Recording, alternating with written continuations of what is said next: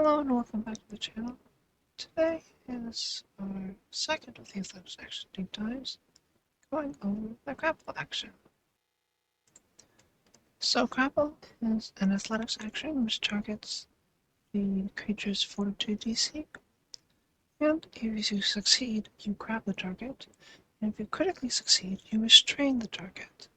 These will last till the end of your next turn, so you will have to keep maintaining the grapple turn after turn. What grab means is that the creature is flat-footed and immobilized, so they cannot move, and whenever they attempt to manipulate action, they must succeed a DC 5 flat check or it is lost. Restraint gets that same flat-footed and immobilized, however, now the creature simply cannot use any actions with the attack or manipulate trait, unless it is to specifically attempt to escape the grapple. So the use cases for grappling are twofold. The first one is that immobilized condition. If you want to make sure an enemy stays where it is, then obviously grabbing them is a good way to do that. Notably, standing up from prone is a move action, so if you have successfully tripped an opponent, grappling can be a really good follow-up to make sure that they are unable to stand and stay where they are on the ground. The second use case is with preventing manipulate actions. Even just grabbing a target forces them to make a DC 5 flat check whenever they attempt to manipulate action. These include obvious things like interacting with items, so pulling out potions or scrolls or wands, but more importantly, almost every spell, basically any spell that isn't verbal only, is also going to have a manipulate trait attached to that spell. So if you're facing a spellcaster and want to prevent them from casting their spells, attempting to grapple them and either just grab them and force them to make the DC 5 flat check, or even if you roll really well, restrain them and prevent them from spellcasting entirely, can be a really good option. So, as always, let's look into what is available to us in the PF2 system to make grappling as good as it can possibly be. So let's start with the ancestry feat, and there are really only two that I want to call out. Crunch for the Null, and Fangs for the versatile heritage Dampier. Both of these grant you either a Jaws or Fangs unarmed attack that have the grapple trait. Normally I'm not a huge fan of unarmed attacks that have the grapple trait because your hands are already empty anyway, so there's not really a point to giving them an athletics trait. However, with Crunch and Fang specifically, because they are a mouth-related unarmed attack, you can still have both of your hands occupied and still use your fangs or your jaws to bite down and grapple your foes, even with both hands full. So with the answers out of the way, let's move on to the classes, starting with Barbarian, which at level 10 gained Tangle of Battle, which as a reaction after you crit an enemy, you can attempt to grapple.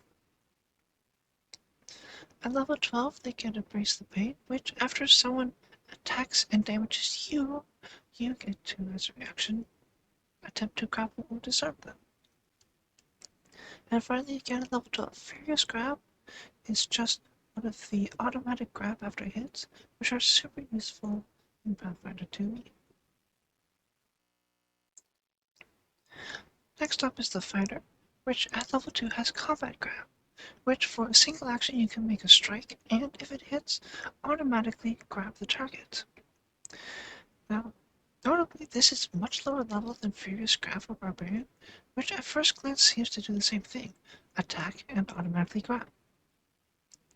However, note that Combat Grab first of all has the press trait, so you need to have already spent an action attacking before you can even attempt the grab, and 2, requires the strike to hit, so you need to first make an attack and then Combat Grab at that -5 multiple attack penalty. Now you are a fighter, so it's going to be much easier for you than it is for other classes to land that, but it is still going to be much more difficult than just the Furious Grab for Barbarian, which is automatically grab with no caveats at all. Next up, the Gunslinger and level 14 can gain Blast Tackle. This does require you to be away of the Vanguard, which is the way focused around large two-handed weapons.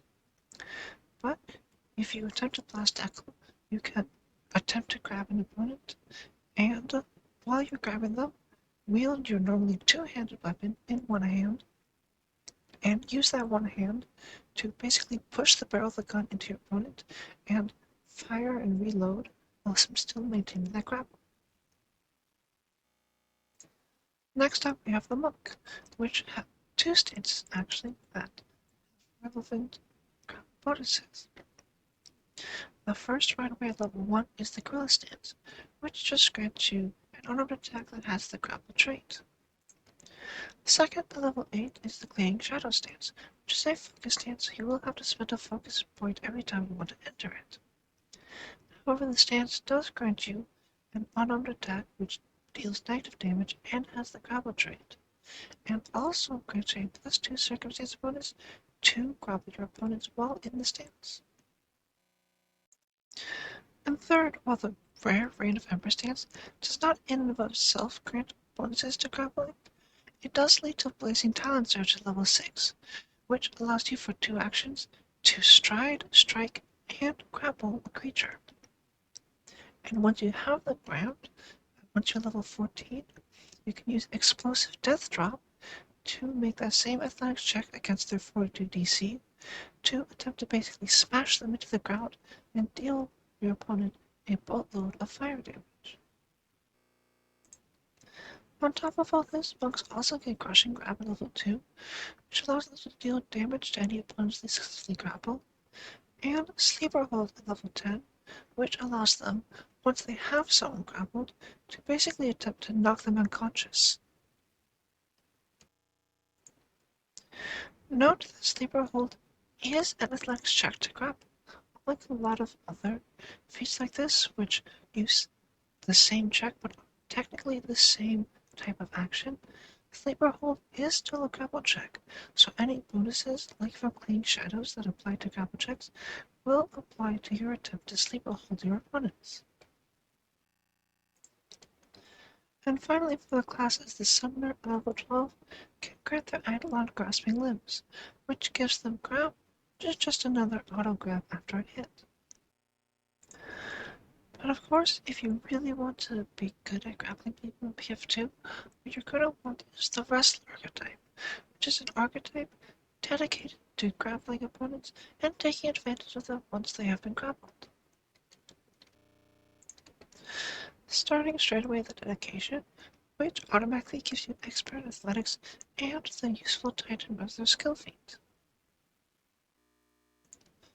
Next to level 4, the Wrestler can pick up Combat Grab as per the Fighter feat, Crushing Grab as per the Monk feat. But they can also choose Elbow Breaker, which once they have an opponent grabbed, they can make a strike against them and also simultaneously attempt to disarm their opponents. Alternatively, if you don't care so much for disarming your foes, you can try and suplex them, which allows you to make an unarmed strike against their opponents and simultaneously knock them prone. This will automatically release your grapple no matter what, but you will get to land them flat on their back. So, pretty good trade-off all in all. At level 6, the wrestler can pick up Clinch Strike, which for a reaction whenever an opponent escapes your grapple, you can just make an unarmed strike as they go away.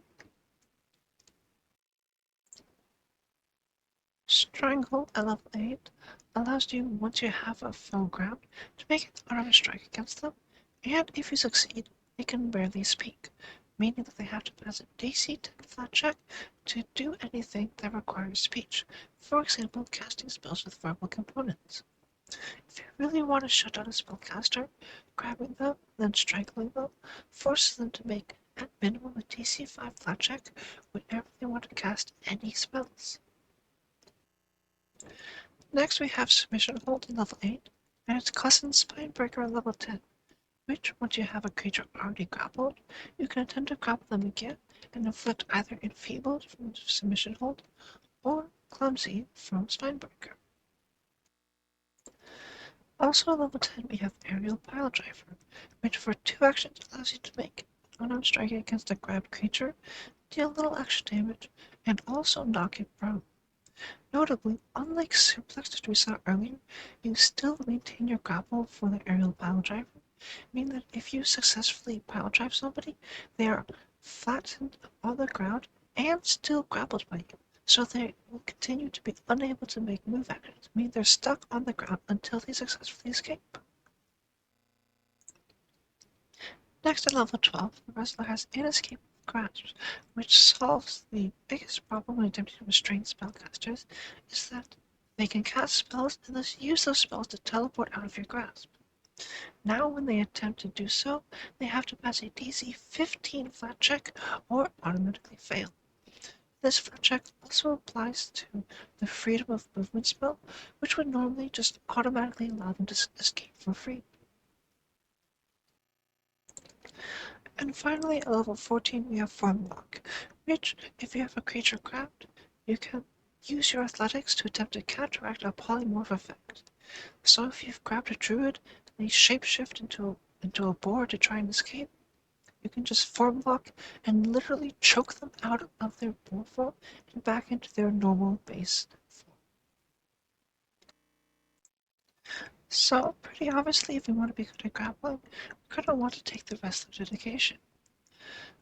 The only question is which class do we want to pair with, and because the rest of dedication requires a lot of unarmed strikes for its feats, the pretty obvious answer is going to be the monk class.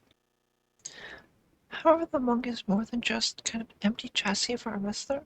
Because of its crushing grab and sleeper hold feats, it gives us decent bonuses once we grapple a creature.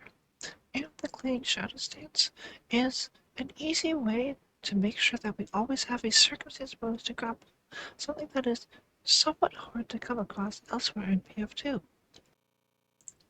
Of course, as we just saw, the wrestler has a plethora of feats that do well with grapple builds, and if you're playing in free archetype, it's pretty easy to take basically every single wrestler feat you can and still come up a little bit short on a good feat you want to take for your build. Because of that, I'm just going to call out the 3 or 4 of my favorite feats from the wrestler archetype, starting with both Suplex and Aerial Piledriver.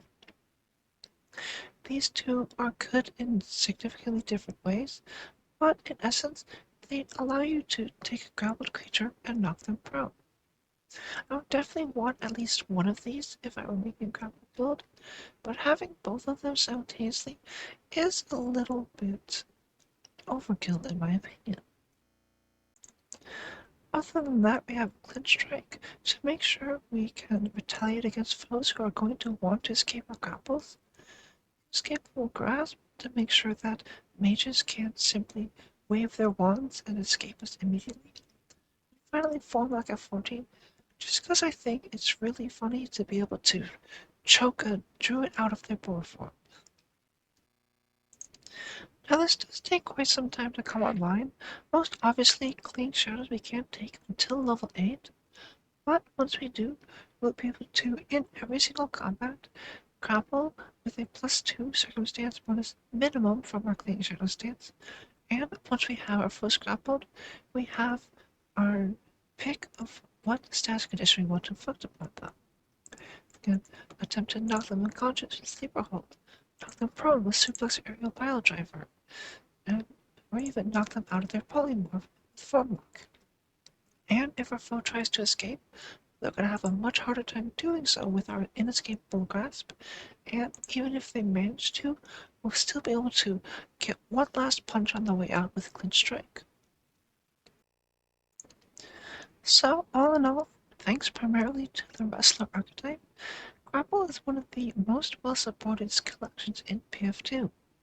In fact, if you really tried, it wouldn't be that difficult to create a character that could spend the entire combat doing nothing but grapple and grapple adjacent actions, and still be an invaluable part of the team. So once again, thank you all for watching, and I think this video will be coming out a little after the New Year's, but it's being recorded around that time, so uh, Happy New Year's, everyone. 2022 went well for you, at least as well as it could have, and here's to hoping that 2023 is a significantly better year than the last one. So I believe next time will be the shelf action, rounding out our trifecta of the overviews for basic athletic actions. So I hope you come to view that when it releases. But until then, thank you very much for watching, and I hope you have a lovely day.